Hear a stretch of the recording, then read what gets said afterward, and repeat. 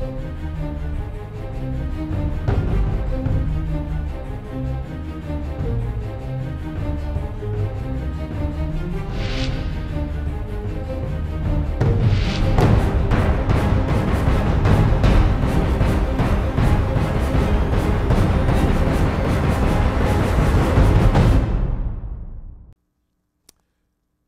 it comes down to Deuteronomy 28, it says in verse 1, "And it shall come to pass, if thou shalt hearken diligently unto the voice of Jehovah, thy Elohim, to observe and to do all his commandments, which I command thee this day." And I'm using a portion of Deuteronomy 28:1 because I first want to lay a foundation. I can just go through Deuteronomy 28 and share with you the 28 blessings, but I want you to see the importance of Deuteronomy 28 and how we got here. Notice this is not Deuteronomy 1. It's not Deuteronomy chapter 5. It's not Deuteronomy chapter 20. It's Deuteronomy 28, which means that there's a lot of chapters before you get to 28. And so Deuteronomy 28 begins, it's like a summation. It's like summing up the book of Deuteronomy. It's like summing up the Torah. And so I need to give you some background in order for you to fully appreciate what I'm going to share with you from Deuteronomy 28. As we begin to look at this, we see the opening line actually captures the prerequisites for the message that we've been preaching for the last 4 weeks, true biblical prosperity. It is impossible to operate in true biblical prosperity without understanding Deuteronomy 28 and the chapters before it.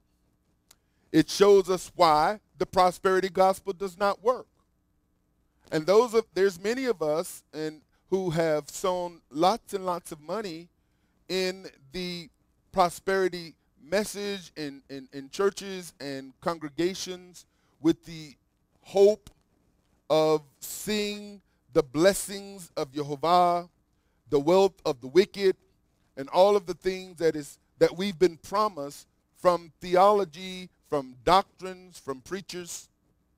And the bottom line is that a lot of the things that we believed for didn't work because it was part truth.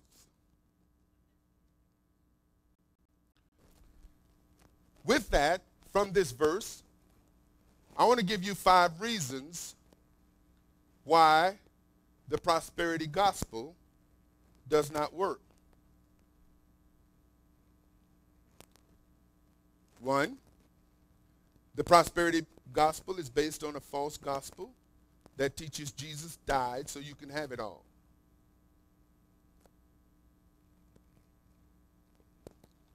You do not need to keep the commandments of Elohim, but if you tithe faithfully and support the vision with generous offerings, Elohim will bless you real good. You don't need to do anything. 2, the prosperity gospel does not emphasize the importance of keeping the commandments. Keeping the commandments is the prerequisites to prosperity. 3, the prosperity gospel is an anti-Messiah and lawless message. 4, the prosperity gospel is based on seeking the things of Jehovah, not on seeking Jehovah. And then 5, the prosperity gospel is focused on giving, not living. See, the commands of Jehovah teaches you how to live. Many of the mistakes that we've made and the mistakes that we're paying for today have nothing to do with money. It has nothing to do with how we wasted funds or squandered resources. Most of the problems that we're dealing with today is based on relationships we've messed up. That's the biggest issue that people deal with. It's not financial. It's relation. Much of the counsel I do have nothing to do with finances. Absolutely nothing. Much of the counsel that I deal with have everything to do with relationship. This is why I get heavily into premarital counseling, to prepare people for relationship. One of the first things I tell people is, listen, when you're doing a budget, put Jehovah first. You put him first. 9 times out of 10, when I've done a budget for a person, the father is not even in the budget. So you've already counted him out. Well, guess what? He's counting you out too. But most people got less coming in than they got going out. That's what's called debt. Which is why most people are in debt.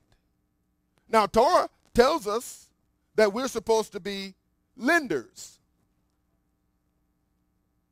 The Proverbs tells us that a slave is a person who's in debt. When you go in debt, you choose to be a slave. Don't come up here talking about I'm free in Jesus, because you're not free. You are a slave. Now, Torah would teach you that. So if I'm going to be Torah observant, it's not about just going to church on Sabbath or going to some synagogue or some shul or some building or some worship center, whatever you want to call it.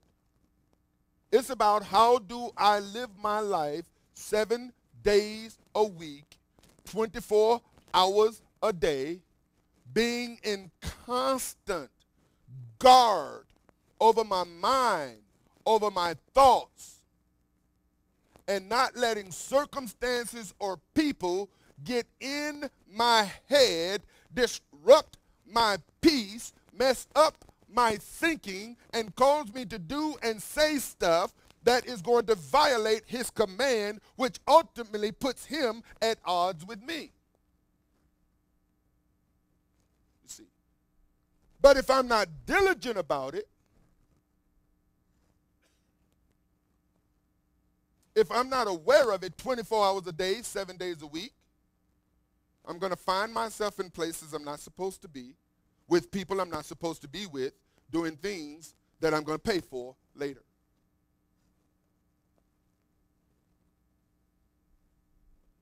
So, when we begin to look at this picture, what we find is that Deuteronomy 28 actually reveals to us the reasons why the prosperity gospel doesn't work.